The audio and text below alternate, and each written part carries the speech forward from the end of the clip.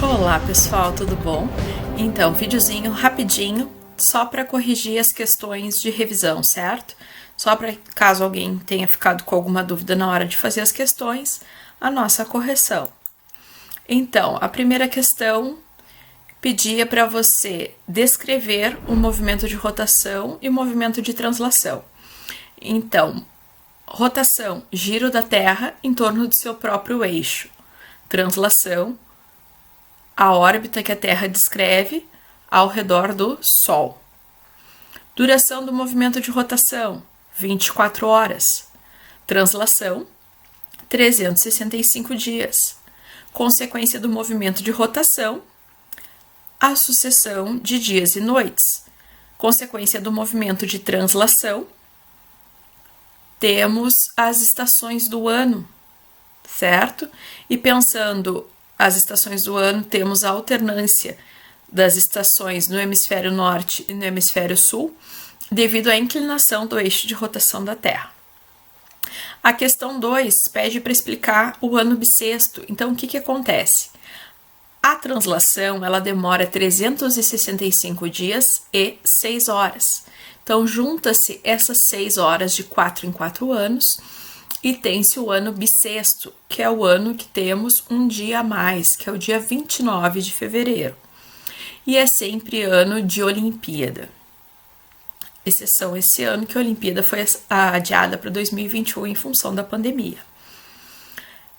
O que são os fusos horários? Como são organizados? Então, os fusos horários são 24 faixas horárias que são consequência do movimento de rotação, pois não é, pelo fato da Terra ser esférica, não são todas as partes dela que estão iluminadas da mesma forma ao longo do dia, né? Em alguns lugares é dia, em outros lugares é noite. Então, como se pensou? Pegou-se os 360 graus, que é a volta completa, né? E se dividiu por 24 horas, que é a quantidade de horas que a Terra demora para dar a volta em torno do seu próprio eixo. E aí a gente tem 15 graus. A cada 15 graus temos um fuso horário, certo? Então é aquela situação. Para leste aumenta as horas, para oeste diminui, e temos como meridiano central que marca essa divisão de leste a oeste o meridiano de Greenwich. Próxima questão, a número 4, né?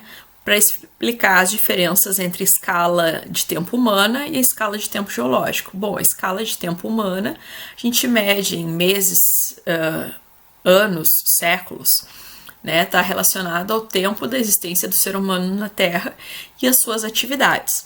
Já a escala geológica, ela tem um período muito maior, desde o surgimento da Terra há mais de 4,5 bilhões de anos. E essa escala de tempo geológico vai dar conta de mostrar todos os processos de evolução do nosso planeta ao longo dos bilhões de anos. Depois, a número 5 pede para vocês fazerem um desenho esquemático das camadas internas da Terra e apontar as características de cada uma. Então, basicamente, fazer um desenho que tem a crosta, né, que é a parte sólida, a camada mais externa da Terra, que é composta por diversas placas tectônicas, algumas marítimas, outras, algumas oceanas e outras continentais, e algumas, inclusive, sendo misto das duas, né? E essas placas estão em constante movimento. A parte do manto, que é a parte intermediária, e esse manto é bastante viscoso, né? É o que vai dar origem à lava quando é expelida do vulcão.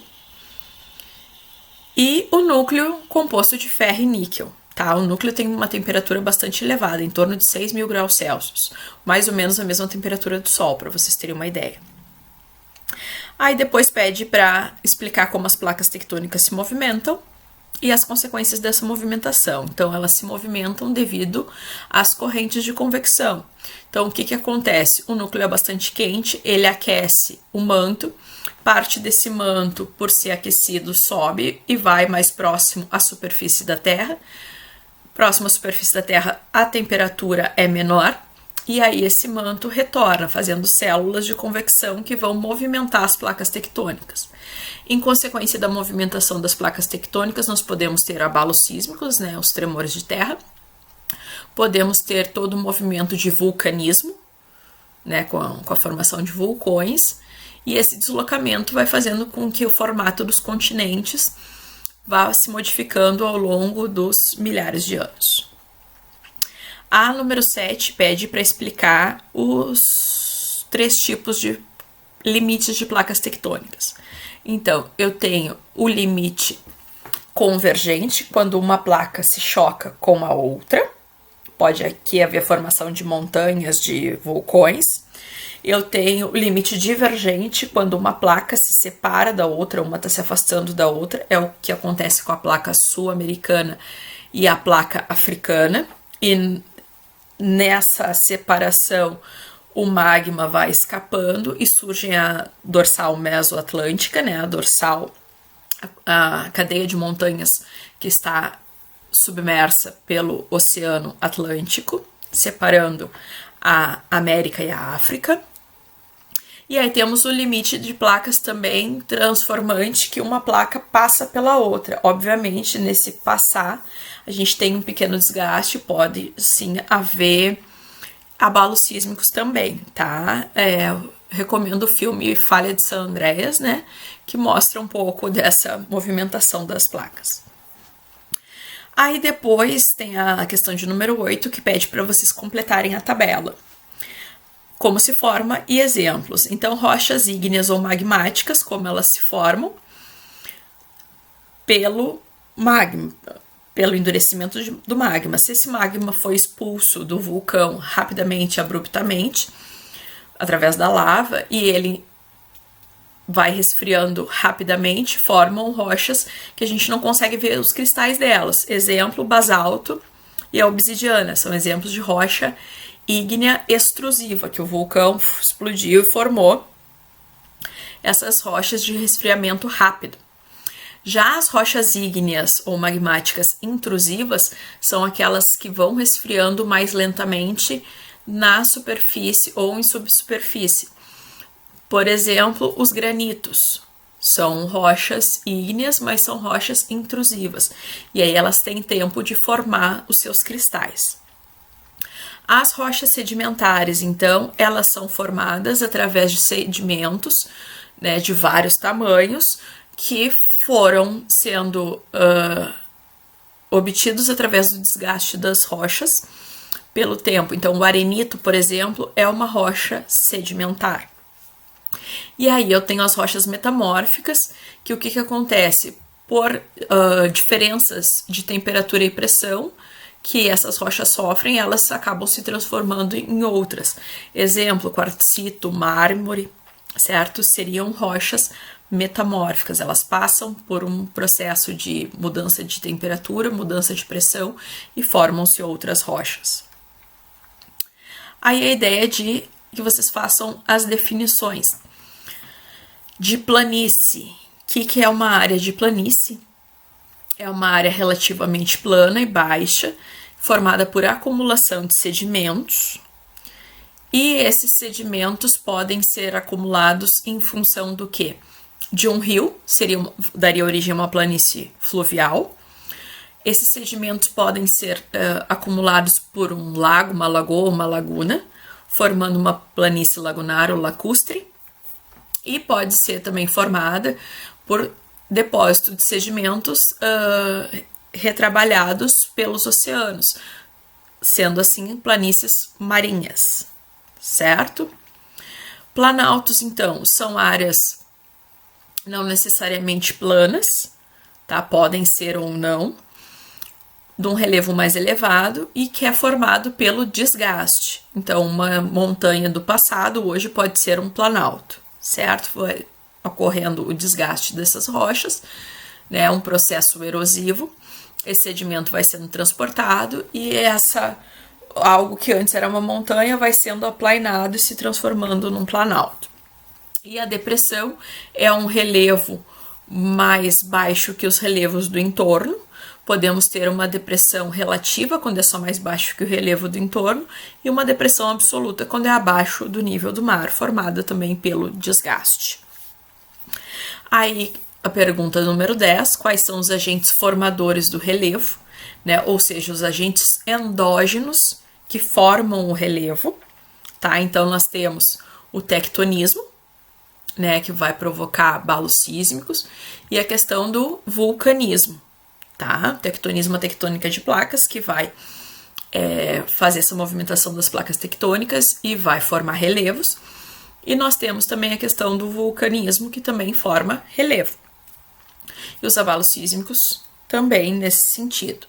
E aí os agentes modeladores são os agentes exógenos, que vão retrabalhar esse relevo. E aí nós temos o intemperismo e a erosão. O intemperismo sendo que é o desgaste das rochas, pode ser físico ou químico, tá? E temos também, como agente modelador do relevo, a erosão, que pode ser fluvial, ou seja, a erosão pela água dos rios, pode ser pluvial pela água das chuvas, pode ser glacial em função das geleiras, pode ser eólica em função dos ventos, pode ser marinha, né, em função do movimento das águas dos mares, certo? E pode ser também a questão da erosão acelerada, que é a causada pelos seres humanos. Aí a próxima pergunta... A diferença entre os movimentos epirogênicos e os orogênicos. Epirogênicos são movimentos, então, de subida ou descida de uma rocha. Tá? A gente tem a subida ou a descida. Então, eu posso ter um soerguimento de um bloco e o abaixamento de outro. E os movimentos orogênicos, eles estão relacionados à formação de ondas, porque é um movimento mais na horizontal. Então, conforme eu tenho a rocha mais malhável, eu vou ter uma formação como se fossem ondas, né, de dobramentos. Se eu tenho uma rocha mais rígida, eu posso ter falhamento, ou seja, essa rocha pode fraturar e ter falhamentos em função dos movimentos orogênicos. A questão de número 13 pede para você fazer um desenho esquemático do vulcão e suas partes. Então, você faz ali a câmara magmática, onde fica o magma mais fluido, que vai extravasar, que vai subir pelos dutos. Temos um cone do vulcão, temos uma cratera, que é por onde sai essa lava, temos cinzas e gases que são espalhados por todos os cantos, certo? Então, você faz o desenho e organiza as partes principais dele. A pergunta de número 14 é como ocorrem os abalos sísmicos. Eles ocorrem pela reacomodação das camadas, né? Em função dos movimentos que as placas tectônicas têm. Algumas camadas rochosas precisam se reacomodar, né? Até mesmo pelo peso que elas exercem, acaba acontecendo essa reacomodação. Como são medidos os abalos sísmicos? São medidos através da escala Richter. A escala Richter, quanto mais alto o valor, mais alta é a destruição, certo? Claro que alguns países já estão mais organizados, já conseguem prever e fazem suas construções pensando que sim, é uma área de terremotos e construções mais resistentes. Em outros países, infelizmente, isso não acontece e a destruição acaba sendo bem maior.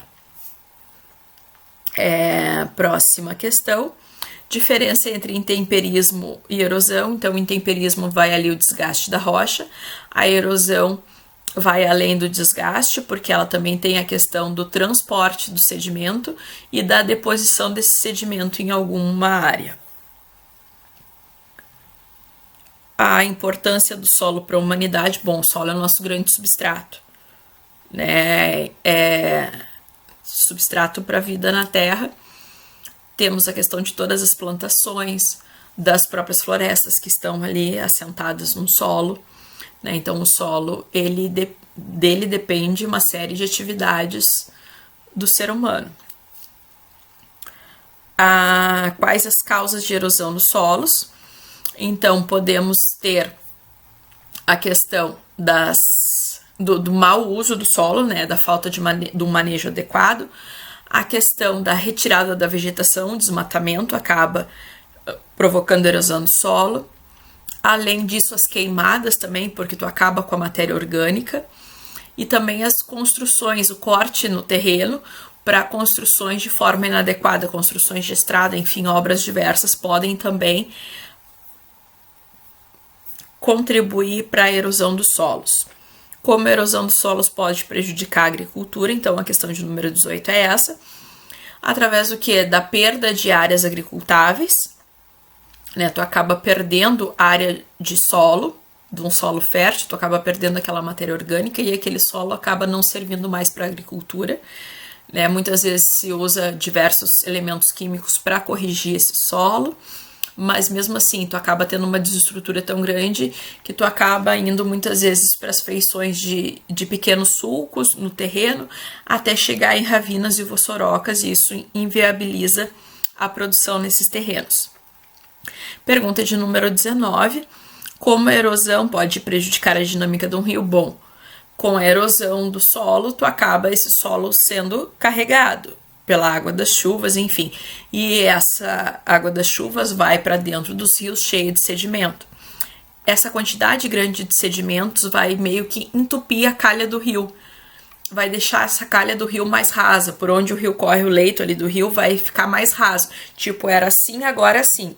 Então, qualquer chuva que ocorra ali, esse rio vai transbordar com maior facilidade, causando uma série de problemas. Né? O que a gente chama de assoreamento do rio, vai deixando a calha do rio cada vez mais rasa. Questão de número 20, por que é importante terminar com os lixões? Porque nos lixões a gente vai ter uma série de vetores de transmissores de doença. E além disso, o que acontece nos lixões? A gente tem a formação do churume, que está relacionada à decomposição do resíduo todo que está ali.